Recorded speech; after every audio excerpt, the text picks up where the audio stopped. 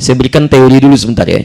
Ini teori Al-Quran dia, teori hadisnya, nanti di situ ulama mempraktikkan.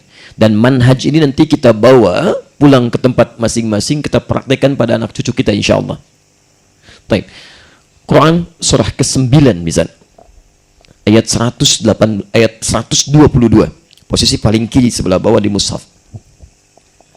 Quran surah ke-9 At-Taubah ayat 122. Di tafsirnya kita bisa ambil di hadis riwayat Al-Bukhari. Antum gunakan al ya kalau menyebut Imam Al-Bukhari. Jadi bukan Bukhari dalam ilmu hadis tapi disebut Al-Bukhari. Karena namanya bukan Bukhari, bukan Al-Bukhari. Tapi nama aslinya Muhammad. Ya, punya bapak namanya Ismail, punya kakek namanya Ibrahim, punya kakek buyut namanya Al-Mughirah, punya ayang buyut Al-Bardizbah, tinggal di kecamatan Ju'fa, Kabupaten Bukhara, Provinsi Khorasan, negara Uzbekistan sekarang. Nah, jadi kalau ada non-Arab misalnya datang ke Arab, itu umumnya memperkenalkan dengan nama daerahnya. Untuk menyampaikan pesan bahwa saya datang dari daerah ini, Islam sudah sampai ke tempat saya, buktinya saya masuk Islam ini. Maka rumusnya tambah al di depannya, ujungnya jadikan i nanti. Jadi Bukhara maka menjadi Al-Bukhari.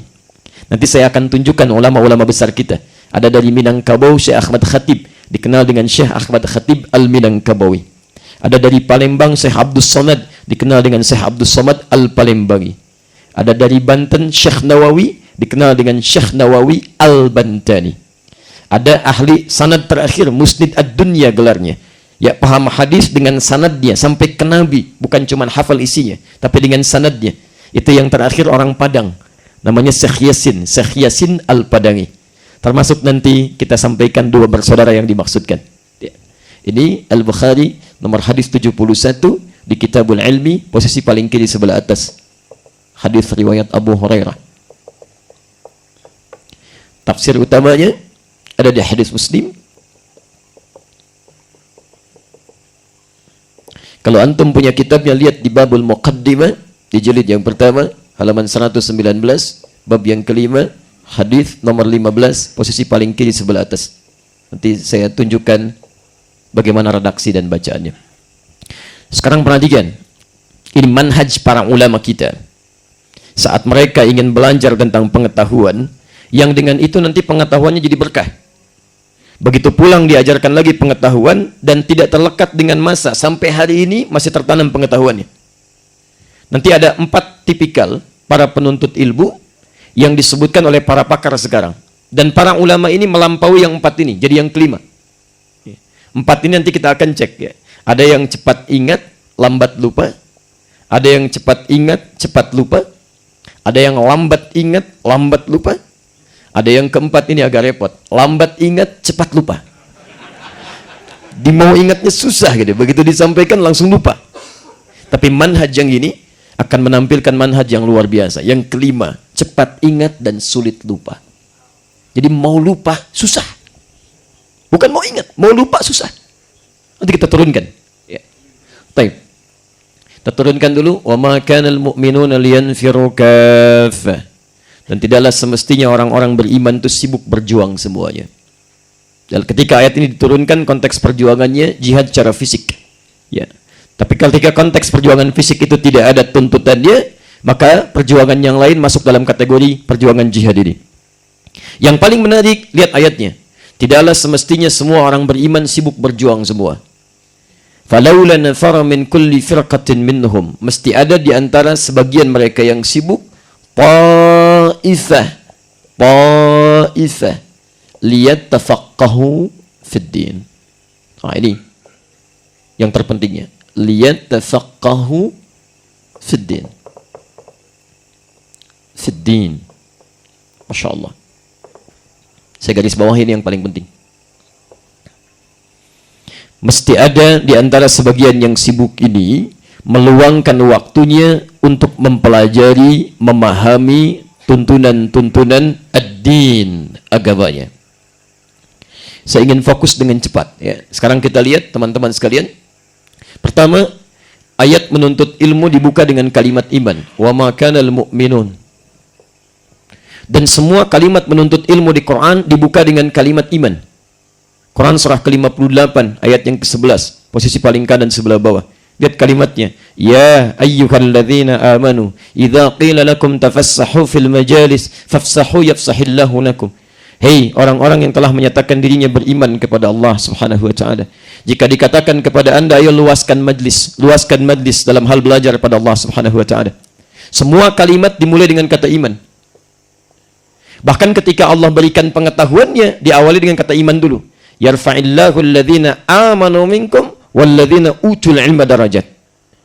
Seakan-akan ingin memberikan isyarat kepada kita, bedanya orang beriman dengan orang yang belum beriman, maka pengetahuannya pun ketika dicari ingin didapatkan ilmunya, maka pencarian ilmunya tidak terlepas dari keimanannya kepada Allah Subhanahu wa taala.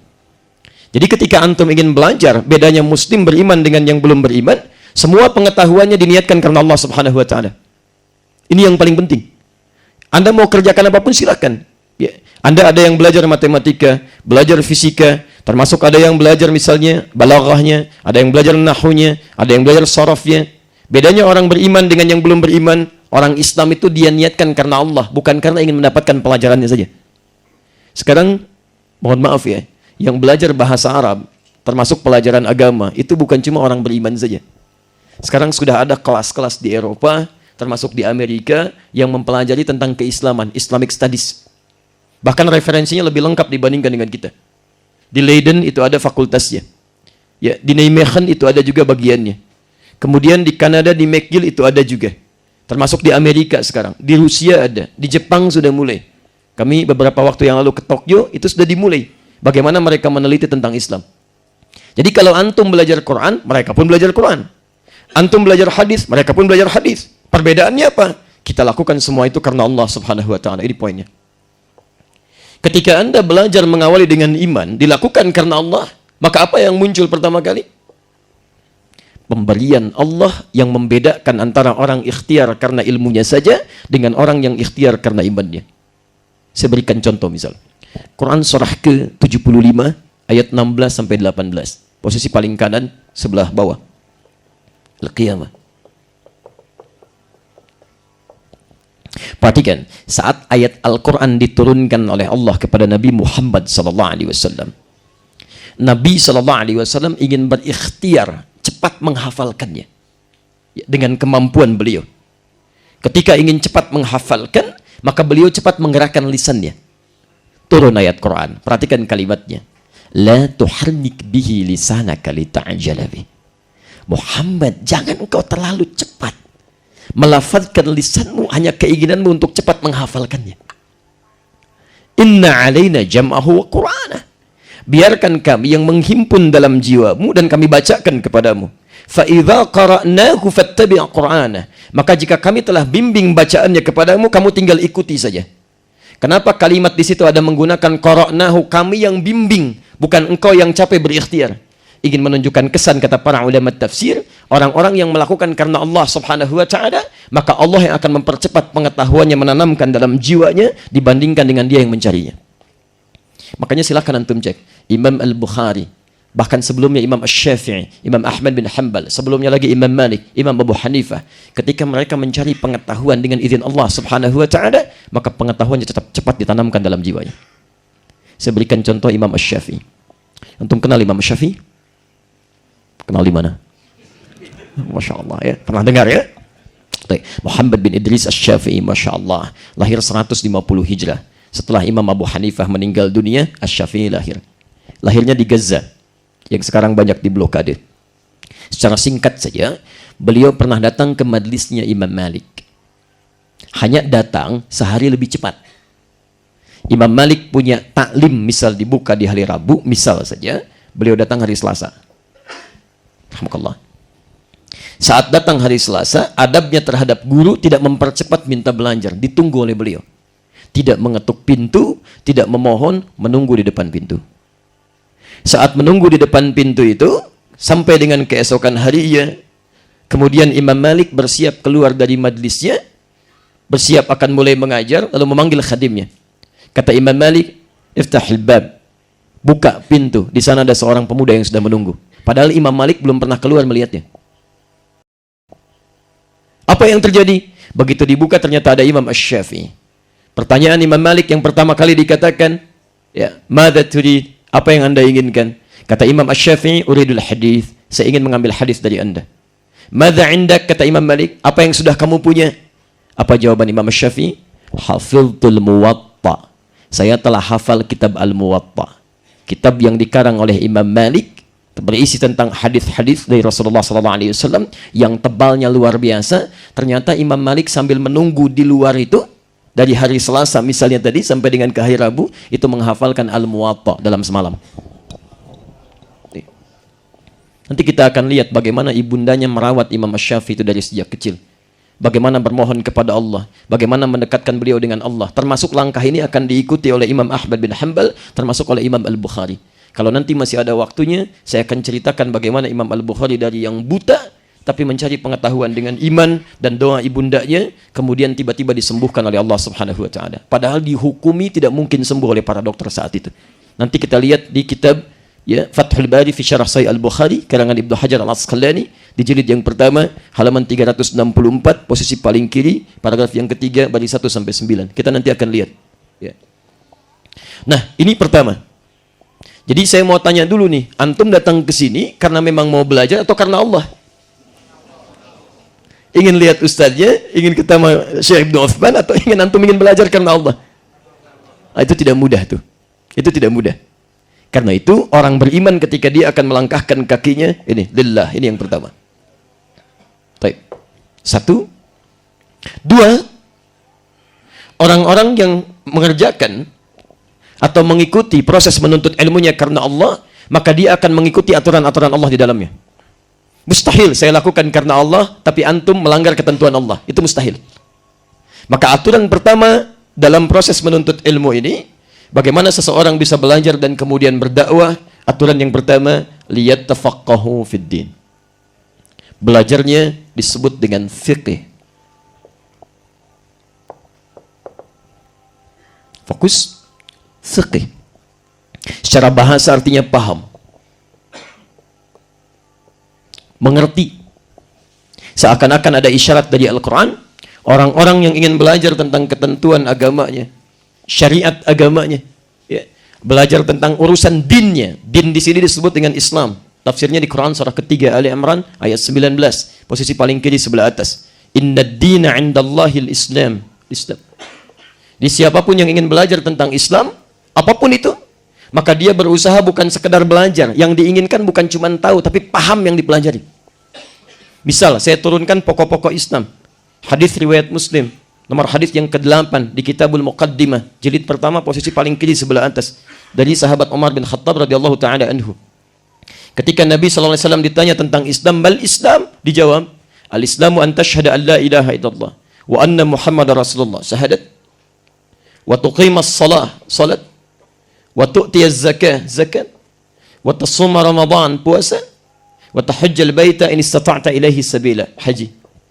Anda ingin belajar tentang ini semua, misal tentang salat, yang diinginkan orang yang belajar karena iman karena Allah itu bukan sekedar dia belajar tentang salat sekedar tahu saja. Begini cara takbir, ini bacaannya, begini rukuknya, begini sampai dengan salamnya. Bukan itu yang diinginkan. Yang diinginkan sampai memahami apa yang dibaca dan dilakukan dalam salatnya. Hati-hati ikhwas sekalian, ada sindiran halus dalam Al-Quran menyampaikan kesan bahwa umumnya orang sholat tidak paham, tidak mengerti apa yang dibaca dan dilakukan dalam sholatnya. Antum cek sampai terakhir sholat tadi, berapa persen bacaan sholat yang dipahami? Jangan-jangan selama ini ruku nggak ngerti yang dibaca, sujud tidak paham yang diungkapkan. Bagaimana sholat kita bisa khusyuk? Karena itu semua pelajaran dalam Islam itu menggunakan kata fikih. Silahkan cek, ada nggak pelajaran ilmu sholat? Tidak ada, yang ada fikih sholat. Ada pelajaran ilmu zakat? Tidak ada, yang ada fikih zakat, fikih umrah, fikih haji. Seakan-akan ingin memberikan pesan kepada kita, orang-orang yang ingin belajar ketentuan dalam ini diharapkan bisa paham tentang apa yang akan dia lakukan. Kami baru kembali dari 2 kota suci, ya, dari Madinah, Al-Munawwarah, dari Mekah beberapa waktu yang lalu. Masya Allah. Sekarang yang haji, yang umrah, saya sering menangis tuh kalau sudah sampai di sana. Bukan menangis karena terharu saja, ya, Masya Allah, dekat dengan Al-Ka'bah, dekat dengan Masjid Nabi SAW. Tapi menangis karena kadang-kadang sering La haula wala quwata illa billah. Sulit untuk mengungkapkannya. Ada orang-orang yang sudah jual tanahnya, keluarkan hartanya tidak sedikit, datang dengan tenaganya, nyampe ke sana nggak paham apa yang harus dilakukan. Dan tidak sedikit yang sa'inya saja itu lebih soleh dibandingkan dengan Nabi SAW. Nabi cuma 7, dia 14. Dari Safa ke Marwah, Masya Allah. Nabi ngitung Safa ke Marwah 1, dia setengah. Dia, Masya Allah, berangkat setengah. Balik lagi baru dihitung 1. Begitu selesai dia katakan, Masya Allah, rupanya perjuangan saya ini butuh perjuangan yang serius ya, sampai lelah begini. Bukan perjuangan serius, antum yang kelebihan. Ini poinnya. Ini, al-fiqhu bimakna al-fahm. Ini poinnya.